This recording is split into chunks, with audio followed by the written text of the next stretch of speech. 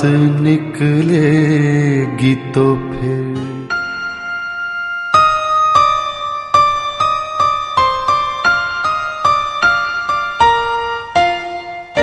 नाजरीन आदाब। बात निकलेगी तो ने अपने नाजरीन से वादा किया था कि इल्म और अदब की दुनिया की नामवर हस्तियों से आपकी मुलाकात करवाने का, जो बड़ी ही सदाकत के साथ खिदमत इल्म और अदब में लगे हैं। चाहे कोई मुख्तसर सी शय हो या कोई बड़ा वाकया, चाहे कोई आदमी हो या उसकी तख्लीक, चाहे जिधर भी नजर दौड़ाइए, चाहे जो कुछ भी नजर आए, सबकी अपनी एक तारीख है। बिना तारीख के आप दुनिया को समझ ही नहीं सकते।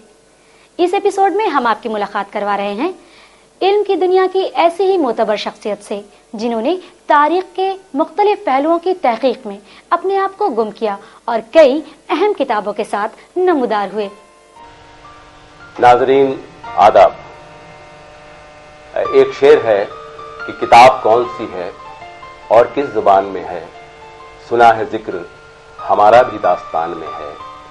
दरअसल जब हम किताबों की बातें करते हैं तो हमारे ज़हन दिल में ये ख्याल ज़रूर आता है कि किताबें हमें क्या देती हैं, किताबों से हमारा किस तौर पर गहरा रिश्ता हुआ करता है। किताबें तारीख़ का हिस्सा हुआ करती हैं, किताबें अदब का हिस्सा हुआ करती हैं, किताबें दूसरे फ़नून का हिस्सा हुआ करती हैं। लेकिन इन किताबों का मुहाफिज भी कोई होता है। एक तो तख्लीक़कार होता है, दूसरे वो मुहाफिज हुआ करता है जो इन किताबों को मुख्तलिफ नस्लों में मुंतकिल किया करता है, और वो एक तारीख़ का हिस्सा भी बन जाता है। लेकिन हमारे दरमियान एक ऐसी शख्सियत मौजूद है जो बैनुल अक़वामी शोहरत याफ्ता शख्सियत तो है ही, और साथ ही उन्होंने तारीख़ में अपनी एक मुकम्मल हैसियत दर्ज कर ली है। मेरी मुराद है प्रोफेसर इम्तियाज़ अहमद। हिंदुस्तान के अहद वसता की तारीख पर महारत रखने वाले मौर्रिख डॉक्टर इम्तियाज अहमद 18 नवंबर 1953 को पटना में पैदा हुए। इनके चचेरे दादा अपने जमाने के मशहूर और मारूफ नाकिद प्रोफेसर कलीमुद्दीन अहमद थे। इल्म की तहकीक इम्तियाज अहमद को विरासत में मिली और 1989 में इनकी किताब मध्ययुगीन भारत एक सर्वेक्षण मंजर-ए-आम पर आई, जो बहुत ज्यादा मकबूल हुई। 2008 में इनकी एक और किताब exploring society and economy in medieval Bihar आई, जिसने बिहार के अहद वसता के समाजी और माशी निजाम के बहुत सारे मानीखेज गोशों को रोशन किया। इन्होंने ईरानी और यूरोपियन मुसाफिरों के सफरनामों पर अहम काम किया है। उर्दू के मोतबर रिसालों ज़ुबान व अदब, आवाज, आजकल वगैरह में तारीख पर इनके बहुत सारे मकाले शाया हो चुके हैं। तारीख पर अपने अहम काम के लिए इन्हें जैक्सन मेमोरियल प्राइज से नवाजा गया है। हम आपका अपने स्टूडियो में इस्तकबाल करते हैं। बहुत शुक्रिया। और ये हमारी खुशबख्ती है कि हम एक अहद से गुफ्तगू कर रहे हैं। मैं इसलिए भी ये बात कह रहा हूँ कि आपने एक तरह से एक पूरे अहद की आबियारी इस तौर पे की है कि आपने अदब को इस्तेहकाम बख्शने के लिए, और साथ साथ जो हमारी सारे आलम में एक मशहूर ओरिएंटल पब्लिक लाइब्रेरी है, खुदाबख्श ओरिएंटल पब्लिक लाइब्रेरी, आप उसके सरबराह भी हैं। तो हम इस पर तो एक लंबी गुफ्तगू आपसे करेंगे। तारीख का जहाँ तक सवाल है तो सारी दुनिया आपके नाम से बखूबी वाकिफ है। हम चाहते हैं कि जो हमारे नाजरीन के रूबरू आप अपने शुरू सफ़र की दास्तान कुछ मुख्तसरन बयान करें। कि मेरा ताल्लुक इस शहर से बहुत गहरा है, इस एतबार से कि मेरी पैदाइश यहीं हुई जी, तालीम यहीं हुई, अमली ज़िंदगी का आगाज़ यहीं हुआ, और अभी मैं जो काम कर रहा हूँ खुदाबख्श लाइब्रेरी में, उसका भी ताल्लुक उसी शहर से है। मेरा ख़ानदान एक एतबार से एक मुतवस्सित तबके का ख़ानदान था। मेरे वालिद पटना यूनिवर्सिटी में प्रोफेसर थे, और इब्तिदाई ज़िंदगी हम लोगों की बहुत एक आम से हालात में गुजरी जी। लेकिन ये ज़रूर था कि एक इल्मी माहौल घर में हमेशा बना रहा। ये कहते हुए मुझे खुशी है कि शायद पटना में मेरा एक ख़ानदान वाहिद ख़ानदान होगा कि जिसने 4 पुश्तों से पटना यूनिवर्सिटी में तदरीस का काम किया है। डॉक्टर अजीमुद्दीन अहमद से लेकर के मुझ तक 4 नस्लें हैं जो पटना यूनिवर्सिटी से जुड़ी रही, और ये 4 नस्लें खुदाबख्श लाइब्रेरी से भी जुड़ी रही हैं। क्योंकि खुदाबख्श लाइब्रेरी के डिस्क्रिप्टिव कैटलॉग्स को अगर आप देखेंगे तो उसमें अरबी के जो मखतूतात हैं साइंस और मेडिसिन के, उनके कैटलॉग की तैयारी डॉक्टर अजीमुद्दीन अहमद ने की, जो खुदाबख्श मरहूम के ज़ाती दोस्तों में भी थी।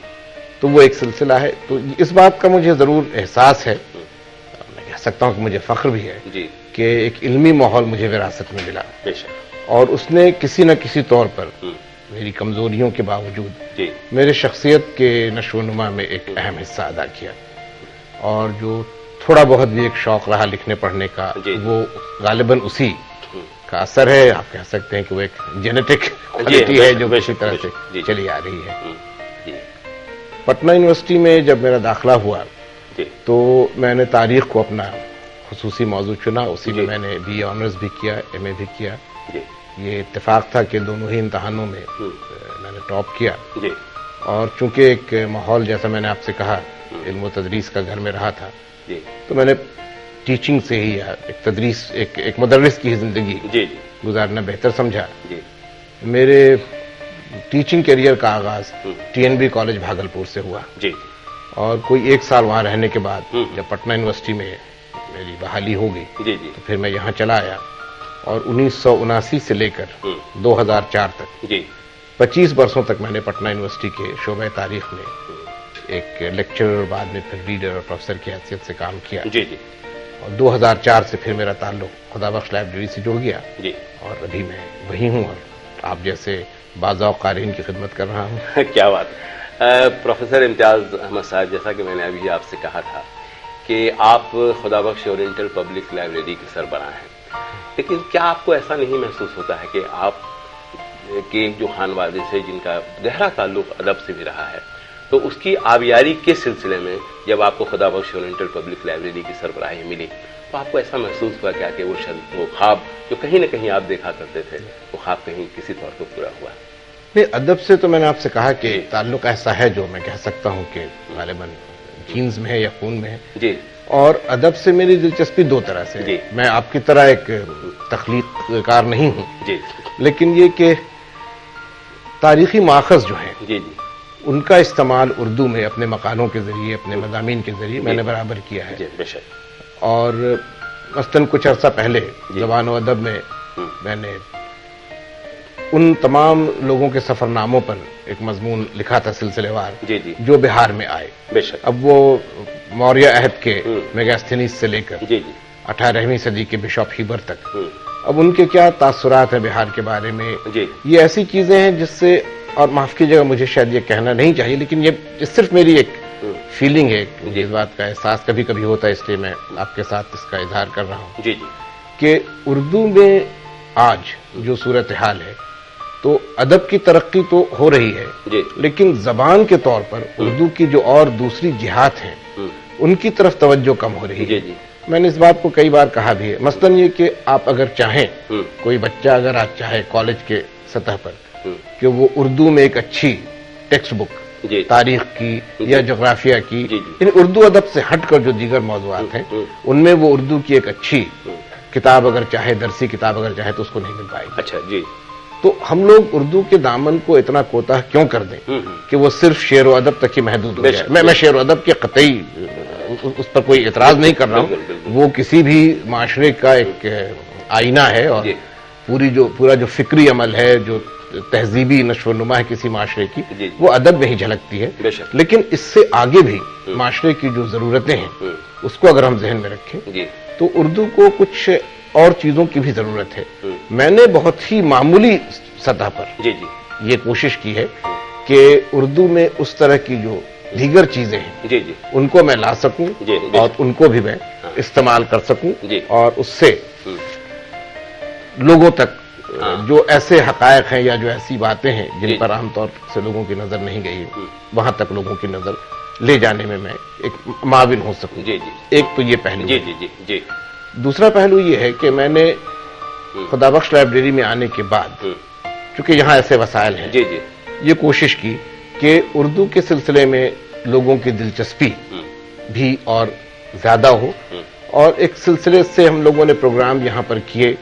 اردو کی جو بہت ہی اہم شخصیتیں ہیں، مثلاً قرۃ العین حیدر، مظہر امام، جمیل مظہری، حسن نعیم، احمد فراز پر سیمینار ہم لوگ کرنے جا رہے ہیں، مگر جو 4 نام پہلے ہم نے آپ کے سامنے رکھے ان سب شخصیتوں پر ہم لوگوں نے سیمینار کیے، معین حسن جذبی پر بھی، اور ان کی اشاعت بھی ہوئی، پروسیڈنگز کی، تاکہ عام قاری جو ہے اس کو ان لوگوں کی تفہیم میں، شخصیت اور خدمات دونوں کی تفہیم میں مدد مل سکے. اس سے الگ ایک سطح پر ہم لوگوں نے شعراء کے ساتھ شامیں منانے کا سلسلہ جاری رکھا، جس میں نہ صرف ہندوستان گیر بلکہ بین الاقوامی سطح پر جن لوگوں کو شہرت حاصل ہے اور جو کہا جا سکتا ہے کہ اکابرین کی صف میں شامل ہیں، انہیں ہم لوگوں نے دعوت دی، انہیں بلایا، ان کے ساتھ لوگوں کا ایک انٹریکشن ہوا. اور اس میں جو سب سے تازہ ترین جو پروگرام ہوا، میرا خیال آپ اس میں شامل ہوئے تھے، طالب خود میری صاحب تشریف لائے تھے. تو یہ ایک سلسلہ ہے جو کہ ہم لوگوں نے لائبریری میں شروع کیا، اس کو جاری رکھنے کا بھی ارادہ ہے، جس سے اردو ادب کو بھی ہم لوگ زیادہ دلچسپی لوگوں کی اس میں پیدا کر سکے، اس کی مقبولیت کو اور بڑھا سکے. پروفیسر امتیاز احمد صاحب، دنیا گواہ ہے، دنیا جانتی ہے، واقف بھی ہے کہ تاریخ کا آپ ایک بڑا نام ہے. ایک مزید اس طور پہ میں کہہ رہا ہوں کہ جو تاریخی کتابیں ہیں، ٹھیک ہے، تاریخ سے متعلق جو کتابیں ہیں، تو آپ نے ضرورتوں کے پیش نظر آپ نے کئی کتابیں لکھی، تو آپ کو کیا ایسا محسوس نہیں ہوتا ہے کہ وہ ساری کتابیں اردو میں بھی منتقل ہوں؟ اور آپ کے موضوعات کیا رہے ہیں خاص طور پہ؟ ہم چاہتے ہیں آپ ہمارے ناظرین کو میرا جو اختصاص رہا ہے وہ عہد وسطیٰ کی تاریخ میں ہے، میڈیول انڈین ہسٹری جسے ہم کہہ سکتے ہیں. اس پر میں نے کتابیں لکھی ہیں. 2 کتابیں میری ابھی حال میں آئی ہیں. ایک تو ہندی میں ہے، اس کا عنوان ہے مدھیہ کالین بھارت کا اتہاس، ایک سرویکشن. اور ایک کتاب جو کہ ایڈیٹڈ کتاب کی شکل میں ہے، وہ ہے exploring society and economy in medieval Bihar, یہ انگریزی میں ہے. اس کے علاوہ بہار پر ایک کتاب میں نے اپنے دوست اور ابھی مولانا مظہر حق یونیورسٹی کے وائس چانسلر قمر احسن صاحب کے ساتھ مل کر لکھی، بہار ایک پریچے. آپ یہ ضرور کہیں پر سوچ رہے ہوں گے یا شاید ناظرین کے ذہن میں یہ بات جائے کہ یہ ان میں سے ایک بھی کتاب اردو میں کیوں نہیں ہے. اس کا سبب یہی جو میں نے آپ سے عرض کیا کہ اردو میں اس طرح کی کتابوں کی جو ایک مارکیٹ ہونی چاہیے، اور آپ جانتے ہیں کہ مارکیٹ فورسز آج کل بہت ساری چیزوں کو طے کر رہے ہیں، تو وہ ایک کمی ہے. ایسے پبلشرز جلدی ملتے نہیں ہیں جو اس طرح کی کتابیں اردو زبان میں شائع کریں. بہت اچھی بات. تو میں یہ صرف یہ کہہ رہا تھا کہ آج جیسے کہ آپ کے ایک کام اور آپ نے بہت اہم کیا ہے، ایک جو خطبات کا سلسلہ آپ کے یہاں اور جو سیمینار آپ کر رہے ہیں، جس کا ذکر آپ نے مختصراً ابھی کیا ہے، تو آپ نے یہ دیکھا جیسے آپ نے بتایا کہ آپ اس میں جو پورا آپ کا حلقہ ہے صرف اردو کا حلقہ نہیں ہوتا، وہ ہندی کا حلقہ نہیں ہوتا. تو ایک طرح سے آپ میسج دینا چاہتے ہیں جو خطبات آپ یہ کرتے ہیں یا جو سیمینار آپ نے یہ کیا اور مختلف موضوعات پر دنیا بھر کے جو آپ کے محقق ہیں، دنیا بھر کے جو فنکار ہیں، تخلیقار ہیں، ان کو بلا کر کے، جس میں ادب بھی ہے، تو کیا اس کے ذریعے آپ کو ایسا کوئی فائدہ نظر نہیں آیا کہ بھائی اگر ہم نے ان کو بلایا تو ہم نے صرف ادب کو جو شاعری تک محدود ہے، جو افسانے تک محدود ہے، اس کو آپ نے کیا اس کا وستار جس کو ہم لوگ کہیں اسے وسعت عطا کرنے کی کوشش کی؟ تو اس میں کیا آپ کے پاس کیا آؤٹ پٹ ہے اس سلسلے میں، چونکہ آپ اس کو بہتر ڈھنگ سے بتا سکتے ہیں؟ نہیں، میں 2 باتیں کہنا چاہوں گا. ایک تو یہ جو خود آپ نے بھی فرمایا کہ ہم ایک گلوبل ولیج میں رہتے ہیں. دنیا جتنی تیزی سے بدلی ہے، اور ایک تاریخ کے طالب علم ہونے کی حیثیت سے ہم آپ کو یہ کہہ سکتے ہیں کہ صنعتی انقلاب کے پہلے جو تبدیلیاں آتی تھیں وہ صدیوں میں محسوس کی جاتی تھی. صنعتی انقلاب کے بعد جو تبدیلیاں آنے لگیں وہ دہائیوں میں محسوس کی جانے لگی. اور آج جو انفارمیشن ٹیکنالوجی میں جو انقلاب رونما ہوا ہے، اس کے بعد اب جو تبدیلیاں آ رہی ہیں وہ برسوں میں اور شاید مہینوں میں محسوس کی جا رہی ہیں. تو جس کو کہتے ہیں کہ پیس آف چینج، تبدیلی کی جو رفتار ہے وہ اتنی تیزی سے بڑھی ہے کہ اگر آپ اس دوڑ میں یا اس پورے عمل میں خود کو شامل نہیں کر پائیں گے تو آپ بہت دور کہیں پیچھے چھوٹ جائیں گے، اور وہ تلافی اس کی ممکن نہیں ہے. میرا یہ کہنا ہے اردو کے قارئین سے بھی اور ناظرین جو سامنے ہیں ان سے بھی کہ ہمیں یہ سمجھنا ہوگا کہ اردوداں طبقہ جو ہے وہ اس صورتحال سے کس طرح سمجھیے کہ سامنا کرنے کے لیے خود کو تیار کر سکتا ہے. ہم ابھی بھی کلاسیکی روایات ہیں یا جو ہمارا پرانا ورثہ ہے اسی میں الجھے رہیں گے. ہم جو کبھی کبھی ہوتا ہے کہ لایانی بحثوں میں الجھ کر رہ جاتے ہیں، وہیں تک ہم اپنے دائرے کو محدود رکھیں گے، یا دنیا میں جو تیزی سے تبدیلیاں آ رہی ہیں ان تبدیلیوں کو سمجھنے اور ان کے مطابق خود کو ڈھالنے کی کوشش کریں. ہم یہ نہیں کہہ رہے ہیں کہ ہم لوگ بالکل اسی طرز پر چلیں، مگر یہ کہ اپنی کلاسیکی روایات کو فراموش کیے بغیر نئی چیزوں کو بھی سمجھنے کی اور اس کے مطابق اپنے کو ڈھالنے کی کوشش ہماری ہونی چاہیے. دشواری یہ ہو جاتی ہے کہ ہم لوگ کہیں نہ کہیں پر اپنے ذہن میں یہ مان لیتے ہیں کہ جو ہماری اپنی روایتیں ہیں اور آج کی جو تبدیلیاں ہیں وہ ایک دوسرے سے میل نہیں کھاتی ہیں، یا وہ جیسے کہتے ہیں انگریزی میں irreconcilable ہیں. کیا بات، ایسا ہے نہیں، وہ irreconcilable بہت نہیں اچھی ہے. بات کی آپ نے ممتاز صاحب. میں چونکہ بات نکلی ہے تو ہم ایک جگہ اور پہنچنا چاہتے ہیں. ایک سوال آ رہا ہے، یہ میں گزشتہ ایک دہائی سے ضرور یہ سوال بہت تیزی کے ساتھ، بہت شدت کے ساتھ ہمارے ادب میں اس پر گفتگو جاری ہے، اور وہ سوال یہ ہے کہ جو اردو رسم الخط کے یا رسم الخط کے بدلنے کے سوال پر گفتگو ہو رہی ہے. آپ یہ بتائیں کہ ہم، جہاں تک میرا اپنا ماننا ہے کہ یہ رسم الخط کا سوال چاہے وہ کسی زبان کا بھی ہو تو وہ ایک لباس کی طرح ہے. تو اس سلسلے میں چونکہ آپ کا تعلق یہاں جو ہمارے مسودے اور مخطوطات جو آپ کے یہاں یہ ہیں، اور پھر اس کو اگر کل کہا جائے منتقل کرنے کے لیے، تو اس سلسلے میں آپ کا تاثر کیا ہوگا؟ کیا کس حد تک آپ اس کو ضروری سمجھتے ہیں یا اس کو روا نہیں سمجھتے ہیں؟ نہیں، اگر آپ کی بات کو میں نے صحیح طور پر سمجھا تو دو سوالات اس میں مضمر ہیں. بے شک. ایک تو اردو کے رسم الخط کے سلسلے کی جو بحث ہے، اور دوسرے یہ کہ جو مخطوطات ہیں ان کے تحفظ سلسلے میں. تو دو باتیں میں آپ سے کہوں گا. ایک تو یہ کہ مخطوطات میں جس طرح کی تحریریں ہیں اور جس طرح کی اسکرپٹس کا یا جو رسم الخط کا استعمال ہوا ہے، اس میں بہتری ایسی ہیں جو کہ اب تقریباً متروک ہیں. اچھا. مثال کے طور پر آپ بہار کی اگر مثال لیں تو ایسی بہت ساری مینuscripts ہیں، بہت سارے مخطوطات ہیں جو متھلاکشر میں لکھے ہوئے ہیں. اچھا. اب متھلاکشر کو پڑھنے والے لوگ گنے چنے رہ گئے. ٹھیک ہے. اسی طرح سے خط شکست، اس کو پڑھنے والے لوگ گنے چنے رہ گئے. لیکن اس کا مطلب قطعی طور پر یہ نہیں ہے کہ ہم ان کو فراموش کر دیں. ضرورت اس بات کی، اور یہ کوشش ہم لوگوں نے کی ہے کہ کیتھی یا متھلاکشر یا خط شکستہ ان کو پڑھنے اور مخطوطات کو عمومی طور پر پڑھنے اور ان پر کام کرنے کے لیے لوگوں کو تربیت دی جائے. اس کے لیے Indian council of historical research میں بھی میں نے بات کی، چونکہ میں اس کا ایک رکن ہوں. اور ہم لوگ بہت جلد ایک پروگرام شروع کرنے جا رہے ہیں، ٹریننگ پروگرام، تربیتی پروگرام شروع کرنے جا رہے ہیں خدا بخش لائبریری میں ICHR کے اشتراک سے، جہاں اس طرح کی جو اسکرپٹس ہیں اس کو پڑھنے کی ٹریننگ دی جائے گی. اور ہماری کوشش یہی ہوگی کہ جو ماضی کا خزانہ ہے، علمی خزانہ ہے، وہ ہماری وراثت کا ایک زندہ حصہ بنا رہے. کیا بات ہے. اب رہا سوال اردو رسم الخط کا، تو یہ میرا بہت ہی سمجھیے کہ فرم بلیف ہے، میرا ماننا ہے کہ رسم الخط زبان کی پہچان ہے. بے شک. اور ہندوستان میں جو صورتحال رہی ہے اس میں اردو اور ہندی میں بنیادی طور پر اگر آپ دیکھیں تو فرق کچھ نہیں ہے. آغاز دونوں کا ایک ہے. بے شک. جو فرق آیا وہ دراصل 19ویں صدی کے نصف آخر سے آنے لگا. اور اس میں فرق یہی رہا کہ ناگری رسم الخط اور فارسی رسم الخط، یا جو سمجھیے کہ ایک طرح سے ماڈیفائڈ پرشین اسکرپٹ. اور پھر جہاں تک کہ الفاظ کا سوال ہے تو کچھ سنسکرت کی آمیزش ہندی میں زیادہ ہوئی، فارسی اور عربی کی آمیزش اردو میں زیادہ ہوئی.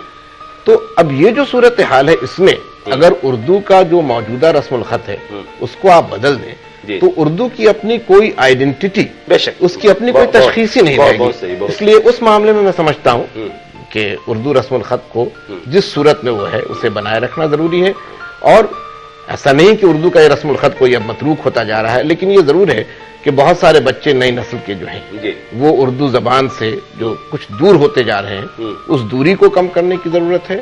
اور تبھی یہ زبان اور اس میں جو پورا ایک سمجھیے کہ جو ہماری ساجھا سنسکرتی ہے، ہماری جو مشترکہ ثقافت ہے، اس کا جو ایک ورثہ ہمارے حصے میں آیا ہے وہ زیادہ تر اسی زبان میں محفوظ ہے. تو یہ زبان اور اس کا رسم الخط دونوں کی حفاظت اس لیے ضروری ہے کہ ہم اپنی اس ساجھا سنسکرتی کو، اپنی اس مشترکہ ثقافت کو سمجھ سکیں، پہچان سکیں اور اس سے پھر ایک انسپریشن بھی حاصل کر سکیں. بہت اچھی بات کہی. جیسے کہ بات آئی مشترکہ تہذیب کے سلسلے میں، تو کتابیں جو ہوتی ہیں دراصل وہ تو سب سے بڑا اثاثہ ہے ہمارے لیے اور کسی بھی زبان کے لیے.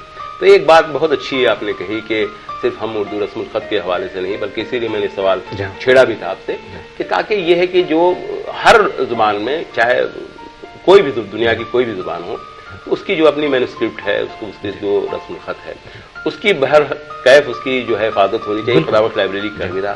اور آپ نے یہ بھی بتایا کہ ہم چاہتے ہیں کہ بھائی اس کے سلسلے میں ایک ورکشاپ کا انعقاد کریں اور لوگوں کو بتائیں کہ شاید کس طرح سے چیزیں. اس کا مطلب ہے کہ اس کی حفاظت جو ہے وہ کی جا رہی ہے اور بہت ضروری ہے، ورنہ اگر وہ چیزیں ختم ہو جاتی ہیں تو پھر ہم سمجھتے ہیں کہ اس کے ساتھ ساتھ اگر لباس وہ چلا گیا تو وہ پوری کی پوری تہذیب بھی ساتھ ساتھ چلی جاتی ہے. قطع کلام ہو رہا ہے. لیکن یہاں پر پروفیسر رام شرن شرما جو کہ بہت ہی نامور مورخ ہیں, فخر ہے کہ وہ میرے استاد بھی رہے, انہوں نے ایک مرتبہ لائبریری میں ہی ایک ورکشاپ کا افتتاح کرتے ہوئے اپنے خاص انداز میں کہا تھا وہ بڑا اچھا کام کر رہے ہو, سارے مینuscripts کو پریزرو کر رہے ہو, مگر یہ تو بتاؤ کہ مینuscript پڑھنے والا کہاں سے لاؤ گے. اور اسی وقت یہ خیال میرے ذہن میں جو بھی ہم نے آپ کے سامنے اظہار کیا کہ ایسے لوگوں کو ٹرین کرنے کی, تربیت دینے کی ضرورت ہے جو مخطوطات پر کام کر سکیں, چونکہ صرف مخطوطات کو بچانے سے ہمارا کام نہیں ہے, بالکل ایسے منتقل کرنا, نئی نسل تک اس کو پہنچانا ضروری ہے, اور اس کے لیے ویسے ٹیلنٹ, ویسی صلاحیت والے لوگوں کو بھی ہمیں ساتھ ساتھ تیار. امتیاز صاحب, بہت خوبصورت گفتگو ہوئی آپ سے, اور ہم اب ایک ذاتی سوال, ذاتی طور پر, چونکہ جہاں تک میں سمجھتا ہوں, جہاں تک میری اپنی جانکاری ہے, کہ آپ نے ایک جد و جہد بھی کی ہے, ایک عجیب کشمکش کی زندگی بھی آپ کے ساتھ ساتھ چلا کی ہے, اور اس کے باوجود آپ نے بہت اپنے فرائض انجام دیے, چاہے درس و تدریس کا معاملہ ہو یا آپ یہاں تک کہ یا تاریخ لکھنے کا, گڑھنے کا, اور پھر ابھی جو سربراہی آپ کی ہے اس کے معاملات ہوں. اس دوران آپ کے پورے سفر میں ایک خاص قسم کی جد و جہد, ایک کشمکش رہی.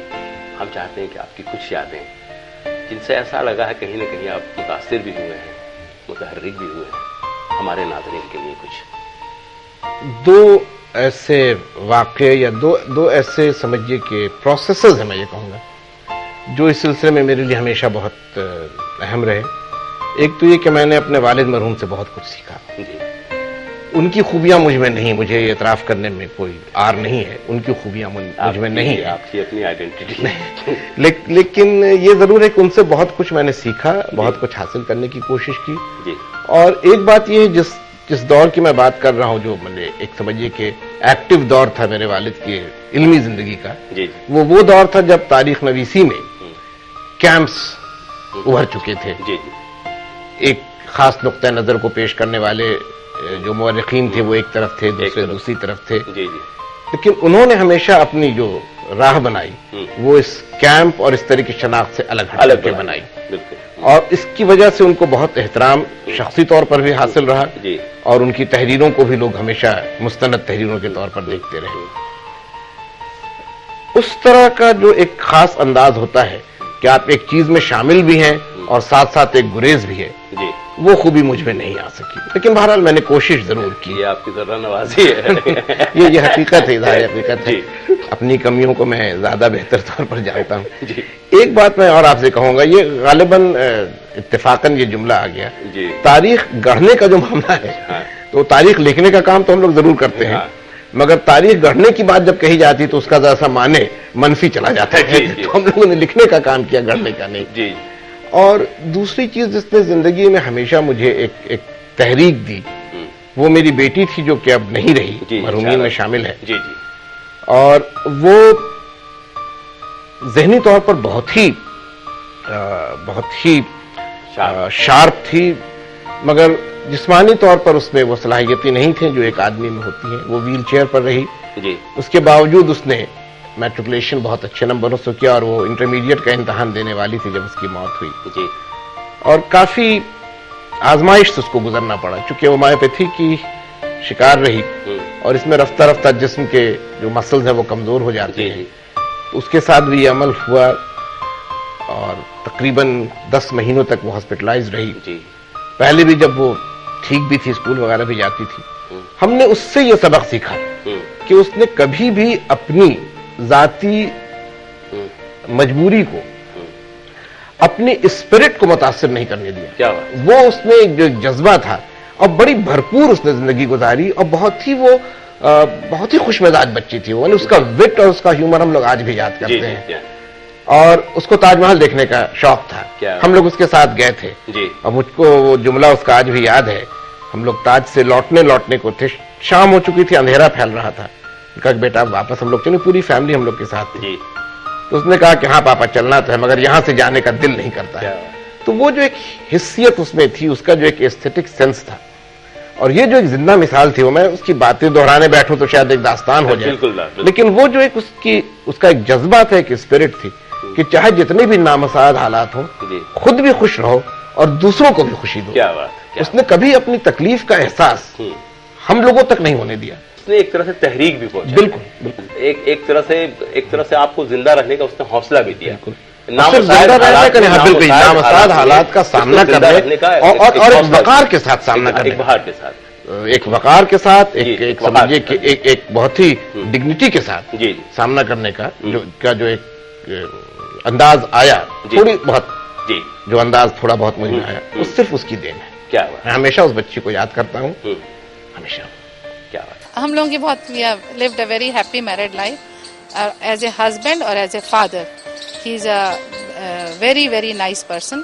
اگر کسی بھی انسان کے بارے میں آپ کو جج کرنا ہے تو آپ اس کی فیملی سے پوچھیے. اگر آپ ہم لوگوں سے پوچھیں گے, میرے بچوں سے پوچھیں گے, تو جو میری بیٹی تھی اب نہیں رہی, اس کا یہ کہنا تھا کہ papa you are the best papa in the world. اور اگر ہم سے پوچھیں گے تو ہی از دی بیسٹ پرسن. ہم نے اس اپنے 28 سال میں اتنا اچھا انسان نہیں دیکھا, academic wise also, and a husband also, and a father also. اتہاس کی کچھ کتابیں چاہیے تھی, چونکہ بہت انٹرسٹنگ کتاب ہے, جس میں یہ ہے کہ بہار سے بہار کیسے بن گیا. اور یہ کتاب صرف خدا بخش لائبریری میں طبقات ناصری کر کے کتاب ہے, جو بہار کو 13ویں صدی میں بہار نام سے, اس صوبے کا نام بہار کا. مجھے امید نہیں تھی کہ یہ کتاب مجھے مل پائے گی, کیسے کیا کروں نہ کروں, بہت طرح کی بات دماغ میں گھوم رہی تھی, کیونکہ اس سمے تک میں خدا بخش لائبریری میں گیا ہی نہیں تھا. لیکن ایک دن ان سے اجازت لے کر, ان سے اپوائنٹمنٹ لے کر میں وہاں پہنچا اور ان سے ان 2-3 کتابوں کے بارے میں باتیں کی. وہ اتنا تتپر ہو کر کے میری سمسیاؤں کا نِدان کر دیا کہ میں آشچर्य چکت رہا. پروفیسر امتیاز احمد صاحب, بڑی خوبصورت گفتگو ہے. میں کیا بتاؤں کہ ہم نے کہاں سے سفر اپنا شروع کیا تھا, اور اس سے ایک مقام پر آ کر جہاں فرط جذبات سے آپ بھی مغلوب ہو گئے ہیں, اور وہ ضروری اور ایک فطری عمل تھا, کیونکہ اس کا دخل ہے آپ کی زندگی میں اور کسی کی زندگی میں بھی ہو سکتا ہے. ہم آپ کے اس لیے ممنون اور مشکور ہیں پورے طور پر کہ آپ نے ایک طرح سے بالکل اپنے خانوادے سے لے کر کے ادب, اور اس کے بعد پھر لائبریری کے احوال, اور پھر تاریخ کی داستان, اور پھر ذاتی طور پر آپ کا جو تاثر رہا, ان ساری چیزوں کو بیان کیا. اور ہم سمجھتے ہیں کہ اس سے ہمارے ناظرین کو بہت فائدہ ہوا ہوگا, اور ہمیں اس بات کا بھی فخر حاصل ہے کہ آپ نے ہمیں اپنا قیمتی وقت عطا کیا. اور اسی نوٹ کے ساتھ ہم آپ کے مشکور ہیں کہ آپ نے ہمارے ناظرین کی جو جانکاری میں کافی اضافہ ہی نہیں کیا, بلکہ ہمیں متحرک بھی کیا ہے. اور اسی طرح سے ہم آپ کا بہت شکریہ ادا کرتے ہیں کہ آپ ہمارے اسٹوڈیو میں تشریف لائے, ہمیں اپنا قیمتی وقت عطا کیا. آپ کا بہت بہت شکریہ. شکریہ آپ کو.